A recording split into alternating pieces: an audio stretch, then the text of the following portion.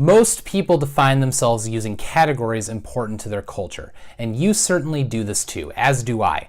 It's not something that is bound by gender, age, physical characteristics, religion, class, neighborhood, school, nation, what kind of bands you like, or your opinion on pineapple on pizza. Indeed, your identity is likely defined by your gender, age, physical characteristics, religion, class, neighborhood, school, nation, what bands you like, and your opinion on pineapple on pizza, among other things. So how much of our identities do we create, and how much of it is determined by things beyond our control? What other factors influence our perceptions of our identities? I think we all like to think that we are independent thinkers and that we make our decisions simply based on our own genuine desires or convictions, but we are products of nature and of nurture. The way we have experienced the world and tried to sort ourselves out within it is as instrumental for developing our identity as our heritage or natural tendencies. How different would your identity be if you grew up in another country? What if you grew up in Minnetonka as opposed to Shakopee even? Even just a small change like that might make a huge difference. Now, for my generation, there was a big difference in identity for kids based on what video game console you owned, at least in the circles that I ran in. What would it have been like if I was a Super Nintendo kid rather than a Sega Genesis kid? Also, I want to meet the person who owned both. They must have had no problems in life. There are likely huge differences that even such small changes in the way you or I were raised would make. Langston Hughes explored this in his Theme for English B. This reflection on his identity focuses on many aspects of how he views himself and how he thinks others may define him. He says, "Well, I like to eat, sleep, drink, and be in love. I like to work, read, learn, and understand life. I like a pipe for a Christmas present. Or records, Bessie, Bop, or Bach." These are things that you can probably relate to despite the clear generation gap. But there are also passages here that indicate that his identity is not a completely autonomous construction, not something that he has developed independently, but something developed at least in part by the way others view him, specifically when he talks about his race. If race was not something that entered into conversations about our identity, something that is made apparent to you through the way others interact with you or by the way others do or do not talk about it, would any of us regard it as a huge part of our identities? Maybe. But we can't deny that race does play a role in the way others view us and the way that we view each other. Does the way that other people think about you impact your identity? Do society's labels influence the way you see yourself? For example, if a person is known as a nerd, how likely is he or she to live up to that label? What if they are known as a jock or a bully or a spaz or a goody two-shoes? It's helpful to consider multiple perspectives when deciding how to define your own identity. But race is a tricky one because it's something over which we have no control.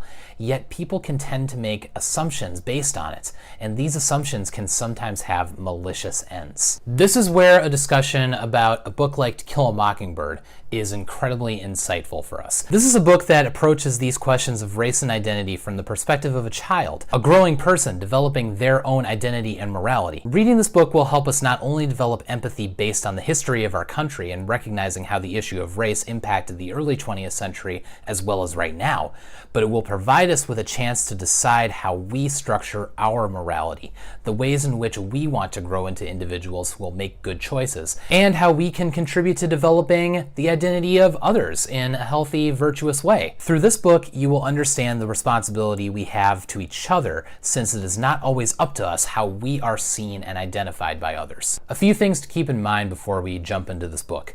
It does take place in the 1930s in the South, Alabama to be specific.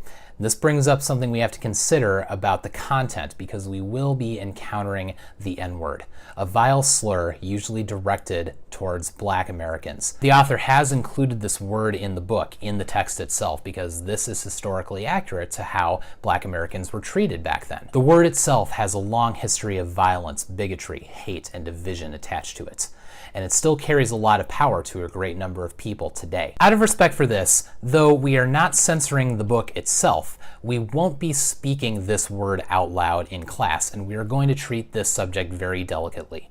This is out of respect to those who may be personally impacted by the word. So whether it impacts you or not, be considerate of how it may impact those around you. Though we are not going to speak it out loud, I do think it's important to still confront it, which is why we read this book despite its inclusion of that that word. One of the goals of confronting history is to view our mistakes from the past in light of what we've learned today so that we don't regress or we don't make the same mistakes again. It's the same reason we study what happened in World War II during the Holocaust. It's the same reason we study what happened during the reign of Stalin in the Soviet Gulag prison camps. We look at those situations from the past and we try to structure a society in which that kind of destruction and genocide can never happen again. We confront the racism of the past for the same reasons and take steps to individually make sure that we don't go down those same roads. Incidentally, you'll see people in this novel who do not do this, who don't make that consideration for others. And hopefully you can formulate your own identity in response to them by embracing virtue rather than insecurity. We have to remember that racism has no root in any sort of virtue or biblical worldview.